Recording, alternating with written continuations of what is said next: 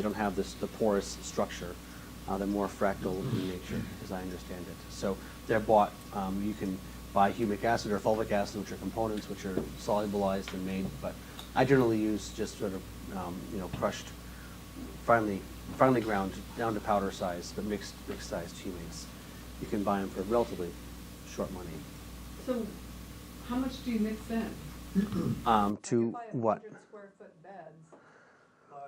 Depends what you get. 400 pounds per acre Leonardite. If you use the extracted material, which is where they extract it with either potassium, sodium, or ammonium hydroxide, that changes the chemical structure of the breaks it down. It's humate not your natural compound molecule, but it makes it much more available and active. It's a molecule is sort of like a ball, and when you put the hydroxides on it, lays it out like a chain, and every link along that chain will attach and chelate and work with that. There's 16 different modes of action in plants and soils, and the Russians have done a lot of research on it. I wouldn't even try growing without it. 12 pounds per acre of the extracted material is the equivalent of 20 tons or 1 inch of compost per acre in activity. What's the brand? Brand I'm using is TerraVita. It's made under Russian patents. TerraVita? Yeah, it comes from Russian Organic Approach in Centerville, Lancaster County. You go online to TerraVita, TerraVita, 2 words, and that they have the 24 pages of the Russian research and explains all how to use it and what concentrations and what it does, the whole chart, the interactions between the soil. One of the benefits of having courses like this is you find the people who are local who know a hell of a lot. Yeah. Because I'm in and out of here and don't really know that much, but you find the people in the room who do know a lot of things, and you can develop relationships with them in the future. Always a major benefit, I hope, for people. It's made by the fungi and it feeds fungi, but it's a very large molecule, so it's not really good for foliar feeding, even though a lot of companies are studying at high levels. But it can tie up mineral to it also. It's like biochar, Definitely, it'll hold things. Yeah. Yeah. You know, And then it breaks lock down, up so it's heavy good for the metals, long term, but lock in the up short. atrazine. Yeah.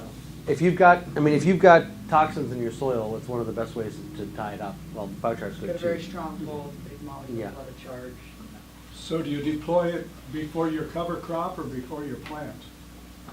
I put it down with my trace elements. I always want to, I use it as a buffer for my trace elements because I don't want them to be leaching or burning the soil. So I always use humates. I would use biochar as well for that purpose, but I would generally put them down in the fall. And yeah, 500 pounds to the It's acres. not critical, you can put down any time. The only thing, Yeah. if you're using it foliarly, it's a little bit more critical maybe. Yeah. Okay, phosphorus and compost and organic. We had a question. Who was it about high phosphorus levels from compost and also high organic matter levels from compost? And the question is, isn't organic matter good? And so what's the cost benefit analysis with phosphorus versus organic matter?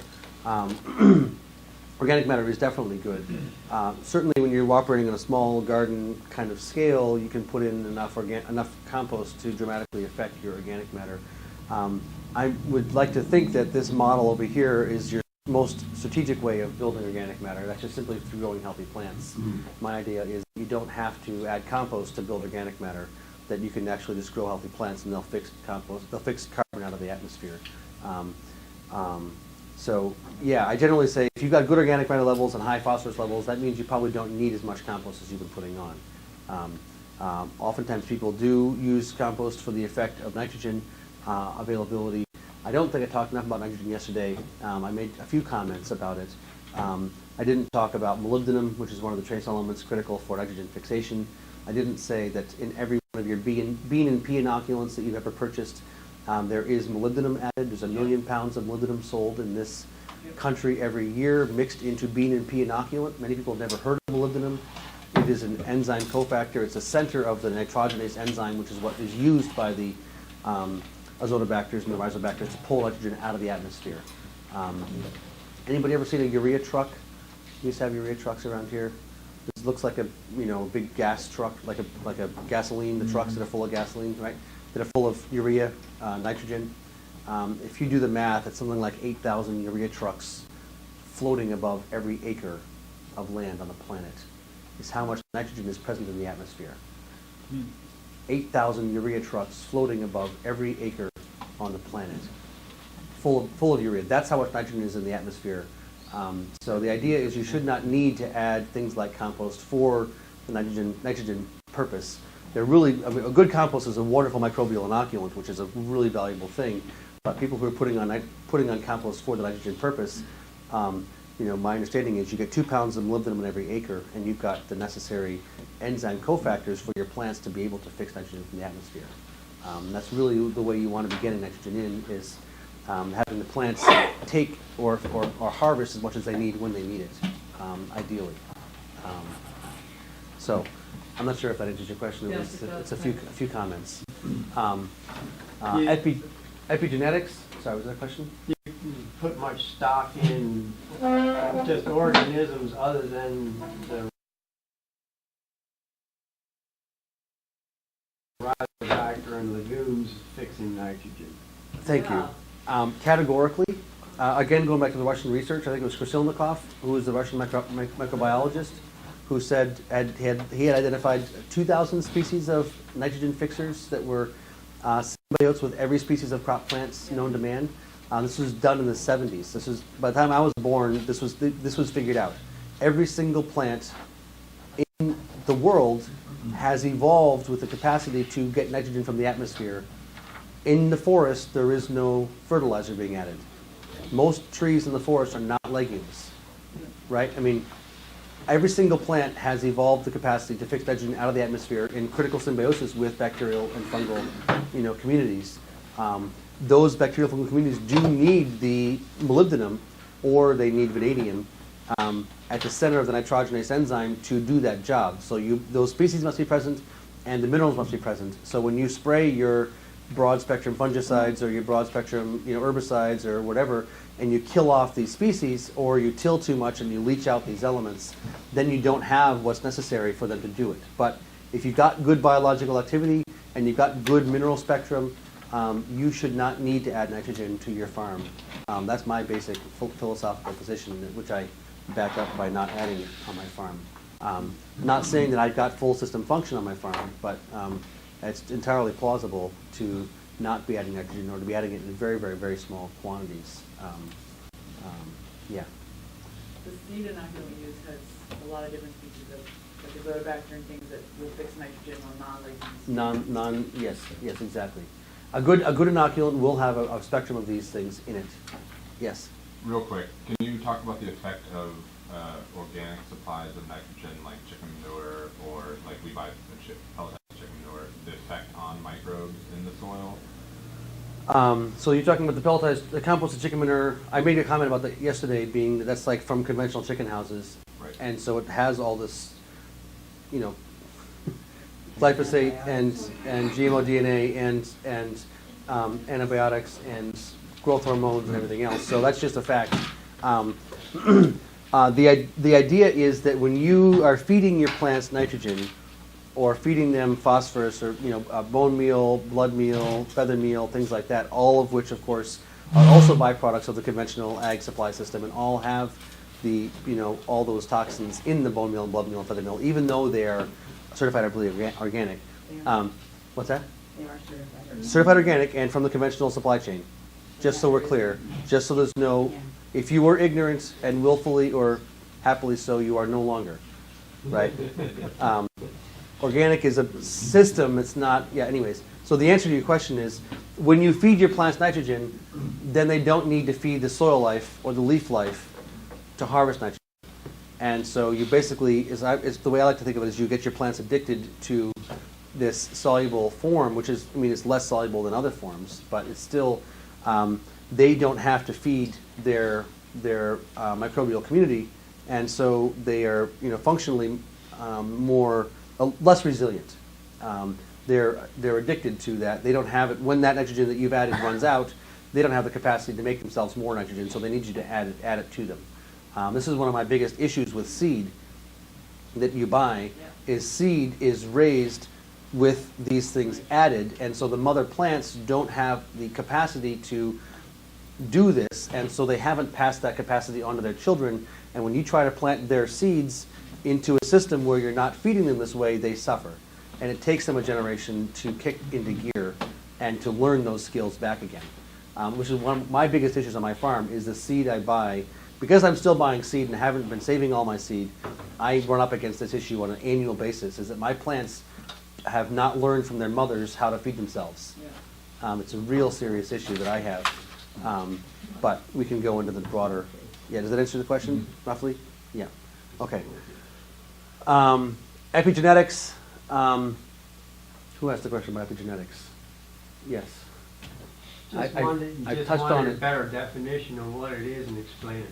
Okay, so I use it, I'm not sure if the exact definition is, what I'm going to use is correct, but it's basically epigenetics is talking about how environmental conditions affect genetic expression. The metaphor I like to use, or the example I like to use, is a pigweed. You guys have pigweed down here, I'm guessing. Have you ever seen a pigweed that germinated sometime in the end of April, beginning of May? Seen that pigweed in August? You know those ones? Like, oh, that is a plant, right? Gorgeous, amazing, 6-7 feet tall, like just broad and burly, like millions of seeds. You've seen those pigweeds. You've seen the pigweeds that germinated in the end of August. Sometime by the end of September, they've set seed, and they're about yay tall. Seen them? That was not different seed stock. The 7-foot tall pigweed and the 6-inch tall pigweed were not different seed stock. The only thing that was different was it germinated in different environmental conditions. One germinated in the spring, late spring, warm soil, short nights, warm nights, and said, haha, I'm going to go for it. It read back into its genetic memory for the past 5,000 generations and said, these conditions look optimal, I'm going to pull out the stops and go for it. The one that germinated in the end of August, nights are starting to get cold, nights are starting to get long, says, uh-oh, frost is coming, better hurry up and pop out some seed before I get killed. Right? So the plant reads the environment and modulates its how it builds itself based on its read of the environment. And that's a simple explanation or a simple example which has to do simply with the time of the year it germinates. But what we can do with nutrition, feeding the plant, giving it a broad spectrum of minerals, so it's got the enzyme system cofactors, inoculating it so it is setting up symbiotic relationships with other species. We can really have a profound effect through even just a couple generations of good nutrition on the functional capacity of our plants. We talked about the pig yesterday at Iowa State. It was a beautiful pig, and she was fed poorly, and her grandchildren were whatever the word is to be polite. I don't want to say anything because it's a little bit too close to humans. And then 2 more generations was back up to a much more attractive physiological form. So that's the epigenetic effect. The environmental conditions affect genetic expression. So I think that's a rough explanation of the term, to my understanding. 2 studies. The Finnish people studied their genetics for about 200 years in connection with diabetes. Yeah. And they found that it was the epigenetic factors and not the genetic factors that drove diabetes eruption. It's You categorical. can search that and you can find It's it. categorical. Another thing like that is high elevation conception produces large heads, large chests, short legs, and people like me. I was conceived about 10,000 feet elevation. Yeah, All of my people are much taller and different structure than my body, yeah. and my body expressed completely differently because of where I was conceived. There are so many subtle attributes that are part of reality that actually, the thing about science is the cause and effect, right? All science is about is like cause and effect and trying to understand it. And there are all these things that happen that we're like, I don't know why it happened, and then we just say, oh, grace of God, blah, blah, blah. Like, I think we can understand these things. There are ways of actually tracking them down and identifying them. It's so exciting when we begin to tease these things out. Yeah, I mean, and this is where we talk about the moon and where the moon's at in relation to which, sign and all that kind of stuff. I mean, indigenous communities across the planet are pretty categorical about this. Thou shalt not plant when the moon is here. And we're all like, you silly primitive people, right? And they're like, yeah, except there's a whole bunch of us cultures all around the planet who've been watching things for a long time, and we've seen this and we've noticed this. And we're not paying attention close enough, we haven't seen it yet. There's all kinds of these aspects that are present, and I would suggest that, being open to experimenting and paying attention to some of these subtler attributes can really have an extremely powerful effect in the epigenetic effect on our crops. I think if we work thoughtfully through a few generations of our seeds, we really can profoundly impact in a positive manner their vitality, their functional capacity, et cetera, et cetera. But I do want to continue to move through this list before I get to the agenda. We're almost an hour into the day. Plant visual analysis, we're just going to do that later today, so I'm going to leave it be. No-till and amendments, I think that was a question about if you're going to be minimizing tillage or not tilling or working in pastures, how do you get the amendments integrated? I use my earthworms. I figure that they're going to be working it into the ground, and so I'm not going to worry about it. Yeah. Just another thing, if we want to spread them in the spring, is there Yeah. like micronutrients? Do we have to worry about toxicity with the plant? Absolutely. If you are putting your trace elements down in the spring, you want to get them in as soon as possible and have as many weeks as you can between when you put them down and when you get your seeds in the ground. It is possible to put your trace elements down and till the soil and plant and not have any problems. The more organic matter you've got, the better. The more you've buffered your trace elements with a carbon source like humates or biochar, the better.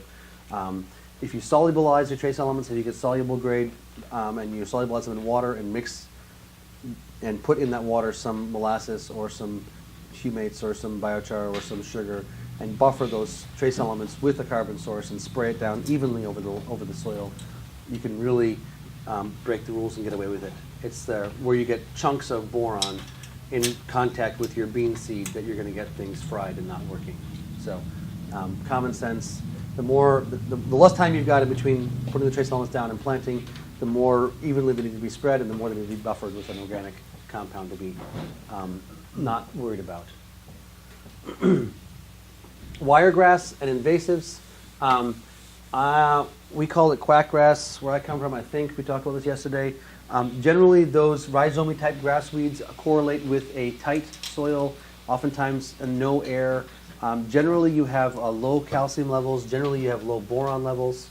So there are books that lay out the correlation between weeds and why they grow. There's actually a book called Weeds and Why They Grow, which has identified the plants, the Latin names, the common names, and the soil test correlations. If you till ground when it's wet and it compacts real tight, that's one of the best ways to get quackgrass, right? It's the best way to get quackgrass, and that was because you tilled the ground when it was wet. It was your fault. And how do you get rid of it is a broader question. Generally, if you take your soil test, you will see you'll have low boron levels, low calcium levels in those kind of environments. That's been my experience, my understanding. There are different ways of doing it. You can, just simply take a black tarp. You can starve them to death by not giving them any sunlight, depending on what you're doing. You can take landscaping fabric and you can put that down, and you can just make holes where you're putting your transplants, and you can plant into it. You can take it out of production and put cover crops that'll smother them, like buckwheat or something like that, that'll smother them from a lack of sunlight. But addressing the underlying mineral deficiencies in the soil, I think, is a really good way. My understanding is that when you get those sufficient boron levels and calcium levels, those kind of plants go away. They're there to help open up the soil and get those mineral levels present. And so when you address those minerals, then they're more likely to disappear. I traced one rhizome 22 feet Yeah, under my mulch. yeah. They're remarkably powerful. Is that true for Johnson grass? I'm not sure what Johnson grass is. Is it a rhizome type of grass? Yeah. Yeah. Rhizomes bigger than your thumb. My understanding is the rhizomy grasses that generally correlate with tighter, compacted soils oftentimes correlate with a low boron level and a low calcium level. And getting those boron and calcium levels addressed will create the environment where they're no longer needed and they will wither on the vine, as it were. Nature, as we said before, has these plants which are called bioaccumulators, which help rebalance soils, and different plants come in at different times to address different imbalances. It's really quite beautiful the way it works. We call them invasives, we call them weeds, we call them, pests or things like that, and we try to kill them. We don't understand that nature's trying to give us a lesson here. So my thought is understand what they are likely to be bioaccumulators of, and if you help to address that imbalance, that will help get those plants to pass on to the next stage. I can't wait to tell my husband I'm not weeding the big flower bed because I'm going to nature to take care of it. I'm going to do that this year. Yeah. See what happens. See what happens. Yeah. With your Right? yeah. Just driving me crazy. People think that having things all clean and orderly and like no stories is beautiful, right? In nature, you've got multiple layers, and we think that no layers is beautiful. Like the problem is we have a perverse perspective on beauty, as far as I'm concerned. And until we change our perspective, we're going to be fighting. Look at how nature does it. Go into the forest, any kind of a decent forest, and you'll have 4 or 5 different canopy layers. And that's what you've got in any kind of a perennial ecosystem. And we just fight that because we think it's not attractive. It's weedy, it's messy, it's unattractive. I don't know how to deal with that. I don't. Excited about it. Yeah. But honestly, the general public's just uneducated. They don't know. They only know what they've been taught, and what they've been taught isn't all there is to know. Yeah, So we've that's been the taught reality. that everything should be clean, everything should be Right. orderly. In the bathroom, there's this thing you're supposed to wash your hands. Everybody read the sign? Sing happy birthday twice while you're washing your I hands. have that in my bathroom because we're gap approved to have that sign. Yeah. You have to have it.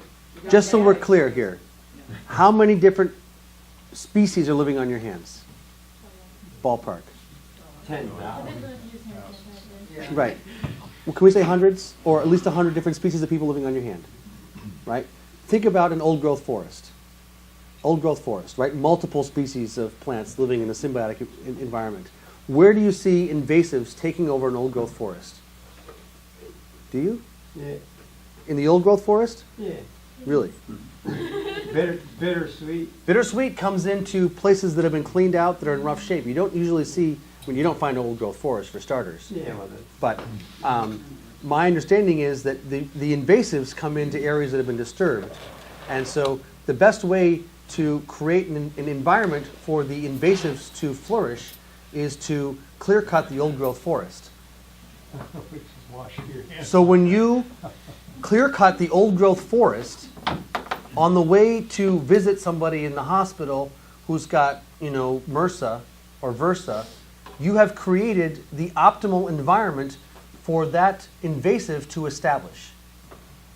Everybody understand that concept? Yes. This is called biological terrain. This is proposed by a I go run contemporary. my hands in the dirt. Yeah. Yeah. The guy's name was, what was it, Beauchamp. Antoine Beauchamp was a contemporary of Pasteur, Louis Pasteur. Pasteur proposed the germ theory, that it was the germs that cause us to get sick. We know that's not true because everyone's been in a room where somebody was coughing and sniffling, and you got their germs and you didn't get sick, right? Yeah. So if that's happened once, you've been in the presence of someone who's coughing and sniffling and you didn't get sick, then it's not the germs that cause you to get sick. It's what Beauchamp said is it's the biological terrain which determines your susceptibility.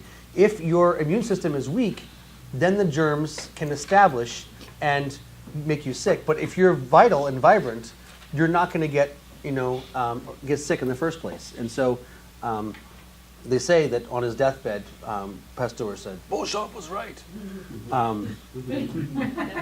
He was wrong. Pasteurization is not the right way to do things. Right. Right? It's the biological terrain which determines the overall system function. And this is what we understand with the microbiome stuff that's coming out finally, because we've got the technology to study it, we can say it's true. Right? Instead of looking at nature and understanding the patterns and being able to figure out intuitively how it should work, now we've got the scientists who can look and do the genetics and blah, blah, blah, and say, okay, yes, this does correlate. But It's really, as far as I'm concerned, the microbiome, the people living in the, the multiple species living together symbiotically with the parent organism, is what you should be aiming for. Anyways, that was a little bit of a rant. Has something to do with invasives, I guess. So that was on topic. That's my answer to invasives, is they're usually there for a purpose, and usually they're very vital and vibrant and are, helping to build soil. They're, anybody know what multiflora rose is? Multiflora rose, you can say that down here? When we bought our farm, it was at least a third multiflora rose. I mean, maybe, probably less than a half, but somewhere in that range. 8 feet tall, like, to the ceiling,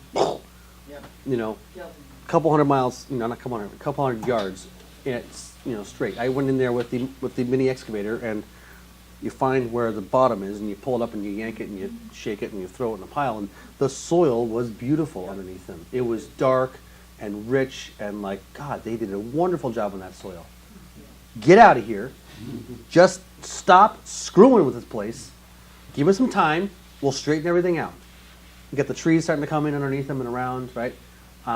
What poison ivy? We've got, we talked about the bittersweet, kudzu, all these guys. Japanese knotweed, Still great. vibrant, vital, powerful plants, right? They really do help build soil. Anyway, so I don't have such a negative opinion on invasives. My understanding is they are generally present in areas which are disturbed and imbalanced, and if you can help to bring balance back to the system, they will weaken and not be necessary in the first place. Voles, cats. I have cats. We feed our cats too much. Don't feed your cats. Cats have evolved with humans for a long time, not as pets. Dogs as well have evolved with humans for a long time, not as pets. They don't really belong in the house. The eastern hognose snake Mhm. has as its primary food Yeah. mice, moles, voles. The How more do we get it back? It's almost gone from Virginia. the more piles of Stop mowing. hay Stop and mowing. brambles and brush and piles Stop and weeding. stuff, areas where it's not flat and mowed, a pile, an old hay bale sitting in the corner is a wonderful ecosystem, right? I mean, just leave things laying around where you're going to need them later and stop cleaning things up so much. And you've got ecosystems where people can establish the. You want to have the pollinator habitats, they call them, the hedgerows, where you've got the flowering plants, the herbs, the medicinals, the nuts, the berries, the shrubs, on your perimeters. You need to have multiple layers. You need to have not flat and clean and just one species of grass everywhere. You want to have, a mowed path if you need to go from here to there and you don't want to get your pants wet in the spring. But other than that, don't mow it down so much. Don't keep it so, flat. It's real easy. It's actually You just easier don't than do mowing. anything. Beautiful. What happens is when the mower breaks, you don't fix it. And so many beautiful things, and the bees, it's like, it's amazing. You can mow one little path to walk. Yeah. In my yard, yeah. Sometimes they get to our yard anyway. There's gardens here now. Yeah, well, you got a fence to keep the cows out. Yeah. Anyway, you see where I'm going with all this. I'm not giving you the answers you're looking for, but it's okay. Drainage, compaction. Whose question was that? What was your specific? As you noticed with our soil in this area, about 10 miles from here, the heaviness of the clay is often, just the compaction that we get. Yeah. And granted, I'm working on a tillage system, so Yeah. I think there's some things that we've been talking about that will alleviate that. Yeah, hope so. I've been using a subsoiler to try to break through some of that. Yeah. And it seems helpful in spots. This spot that I was talking about with the cover crop is one of our worst spots. It's a downhill slope that then bowls up. Yeah, Last year we got about 8 inches of rain and it watched almost all of our root crops was rot away. yeah, We had standing water for 4 days. yeah. They call that a slough out west. Yeah. The tilt in this area is actually really good compared to other areas on our farm. But the common Prince Edward County problem here is we have about 4 inches of topsoil, and then we get, and it's an old dairy on to boot, so we extreme compaction from Yeah. the history of the pond. Yeah. I feel like a lot of things have already been answered with I this. think I covered a lot of this stuff. I'm just, a couple more points that come to mind.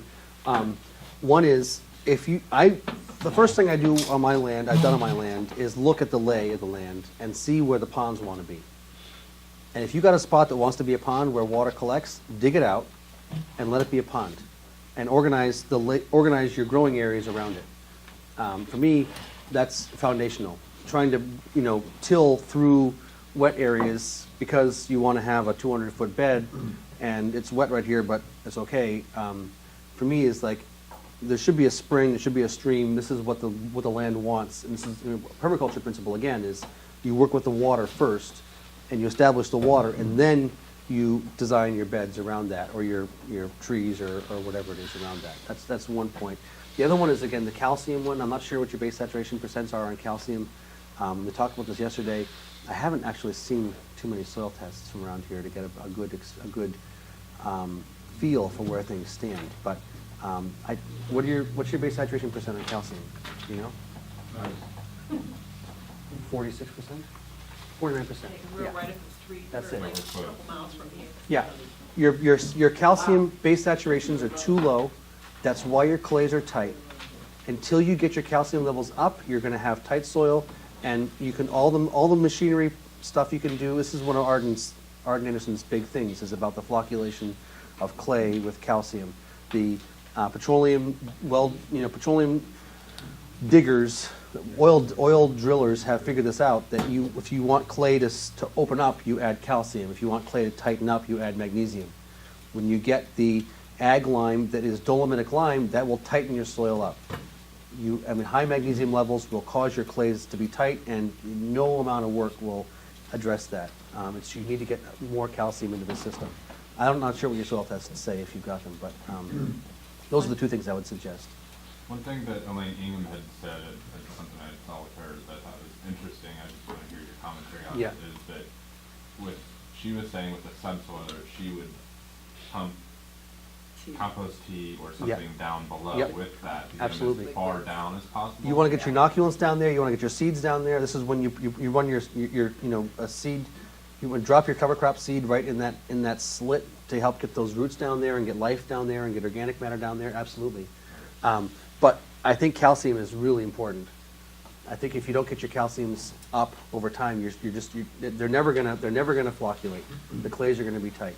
That's what Gary Zimmer does. He does a subsoil and works everything down through that slot. Yep. And then plants right there, and then moves it over. Move it over a next foot, year, 6 foot, inches, and then yeah. a foot over until you're 3 or 4 feet over, and you're back to where you were, and then the whole Yeah. field is done. Yeah, exactly. But he puts the biology and the air in there to support the biology and the minerals. You put the inoculants on the seed, and you have a seed box behind the subsoiler. You just drop that seed right in the slot. Yeah, absolutely. And they've got somewhere to reach down there. You put your forage radishes and things like that, and you drop them right there in that slit. Inoculate them beforehand. Yeah, absolutely. Is it insane? We've got 6 spots that are about 50 feet wide, 100, maybe 125 feet long, to plant all of it right now, because we're just getting going. What radishes are they called? The daikon radish. Yeah. I mean, to plant all that, to get matter and, to bring back the soil and to break it up, to plant all 6 spots in those daikon radishes? No. And- I wouldn't do No. just daikons. Okay. I mean, the thing is, you want to have as many species. If you're going to be doing cover crops and not growing food crops, as it were, do as broad a spectrum as possible. Look up the term, cocktail cover crop, The cocktail, right. and Okay, get them okay. established. And yeah, do the fallow periods and run. You can maybe do 2, maybe 3 different successions of cover crops during the year Okay. in that spot. The radish won't work now, it'll go to seed. Pretty Doesn't quickly. make the root. You have to put it in In August, August. middle of September at the latest. July, you don't put them in. We put them in Yeah. July, otherwise they don't get a chance to. Yeah, well, It's there too you cold. need. We're a little colder about a month. A little less colder. But if you- It doesn't even get to 0 down here. If they get in by the beginning of October, they grow, but they Oh. full tops, but they don't really Bunch make of much softies. roots on it. May I say something Of about course, like, the please. compaction and the Yes, yes. calcium and the flocculation that I've kind of heard I learned all from this kind of Elaine that, stuff. oh, the fungi are all calcium carbonate, you wanna flocculate your clays, you do it with fungi. And, I then merged the minerals and the biology, and they work better integrated. But I have seen, even without adding any calcium, just doing the mob grazing, like tromping down carbon and feeding those fungi and getting the plant roots and the fungal networks, that the clay can actually go to where you can just stick your hand in it, and it's, we have a video, is it on the website? It may be on our website still, where I talk about the calcium carbonate and flocculation and how it basically changes the clay's electrical charge. I've seen it, I've done it on a lot of different farms without adding calcium, but Yeah. by supporting the fungi and the plant roots and the sugars, you know, somehow that seems to There's multiple modes. work.